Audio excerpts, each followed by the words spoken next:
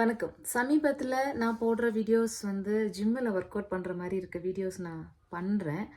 அதுக்கு பல பேர் பலவிதமான கருத்துக்கள சொல்றாங்க.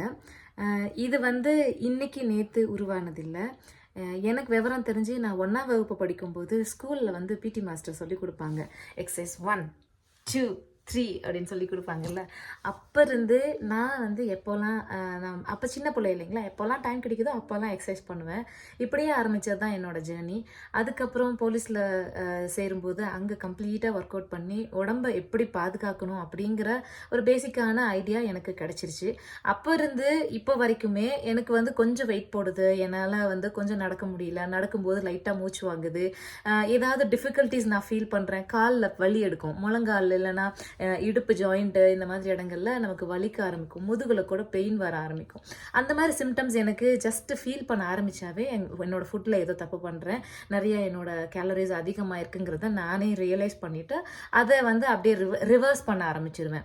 இப்போ நமக்கு ஒரு காய்ச்சல் வருதுன்னா கூட நம்மளே நோட்டீஸ் பண்ணிப்போம். நேத்து நம்ம இந்த பச்சை தண்ணி குடிச்சதுனால தான் இந்த காய்ச்சல் இனிமேல் இதை குடிக்கக்கூடாது. இதுக்கு ப்ரிகாஷனா என்னென்ன ஆன்டிபயோட்டிக் நம்ம கொடுக்கணுமோ அது கொடுத்தோன்னா அந்த காய்ச்சல் சரியாயிரும். மறுபடியும் வராமல் இருக்கிறதுக்கு நேத்து பண்ண அந்த தவிர செய்யாமல் இருந்தால் போதும். அதே டெக்னாலஜி தான்.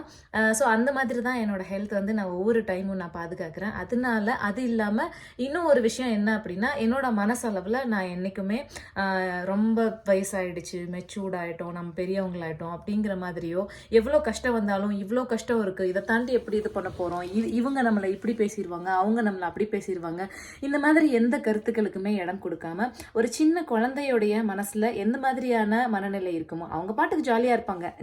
இன்னைக்கு வேலையை சரியா தீர்க்கமா அவங்க செய்யணும். நாளைக்கு அந்த வேலை கேரி ஃபார்வர்ட் ஆகுதுன்னா அது குறையில்லாம கம்ப்ளீட் பண்ணணும். அந்த மாதிரியான மென்டாலிட்டி மட்டும்தான். இன்னைக்கு இருக்க கடமையை சரியா செய்யணும். நாளைக்கு அது என்னால் செய்ய முடிக்கலன்னா நாளைக்கு அதை கண்டினியூ பண்ணணுங்கிறது தான் நான் யோசிப்பேன். இதுக்குள்ள எவ்வளோ மன உளைச்சல் வந்தாலும் எவ்வளோ கஷ்டங்கள் வந்தாலும் அதை நான் என்ன பண்ணுவேன்னா, ஜஸ்ட் லைக் தட் அப்படின்னு அதை ஜீரணிக்க பழகிடுவேன். மனசுக்குள்ள மறைச்சு வைக்கிறது கிடையாது, அதை செரிச்சிடணும். ஒரு கஷ்டம் வருது அப்படின்னா செரிக்க பழகிடணும்.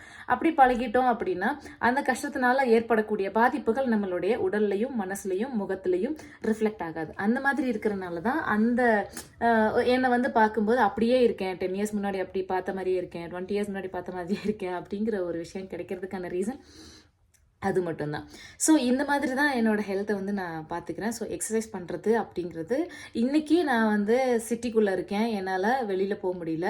இதே நான் அவினாஷியில் வாழ்ந்திருக்கேன், எங்கள் ஊரில் வாழ்ந்திருக்கேன். இந்த மாதிரி ஒவ்வொரு இடத்துலையும் வீட்டுக்கு பக்கத்தில் இருக்கக்கூடிய ரோட்டில் நடந்து போகிறது. இதே பெங்களூர்லேயே நான் வில்சன் கார்டனில் மார்னிங் டைமில் எழுந்திரிச்சு ரோட்லேயே நான் ஜாகிங் ஒரு 10 நாள் போயிருக்கேன். ஆனால் அந்த பொல்யூஷன், பஸ்ஸு, வாகனங்கள் போகிறது அதிகமாக இருக்கும். மக்கள் காலைல 6:30 மணிக்குலேருந்தே நிற்க ஆரம்பிச்சிருப்பாங்க. ஸோ நம்ம போயிட்டு ரிட்டன் வரும்போதெல்லாம் நமக்கு ரொம்ப டஃப்பாக இருக்கும். ஸோ அதெல்லாம் கன்சிடர் பண்ணும்போது ஓகே இதை நம்ம மாற்றிக்கலாம் அப்படின்றதுக்காக தான் ஜிம்முக்கு போக பழகினேன். ஸோ ஜிம்முக்கு போகிறது எனக்கு ஒரு செக்யூரான ஒரு ஜோனாக இருக்குது. அதனால் நான் ஜிம் அப்படியே நான் கண்டினியூ பண்ணுறேன். அதுதான் ரீசன். ஸோ ஜிம்முக்கு போகிறேன் அப்படிங்கிறதுக்காக அதை விளம்பரப்படுத்தணுங்கிறதுக்காக எந்த ஒரு இன்டென்ஷனும் எந்த ஒரு மோட்டிவும் கிடையாது. இது எப்போவும் நடக்கக்கூடிய ஒரு சாதாரணமான நிகழ்ச்சி தான் என்னோட வாழ்க்கையில்.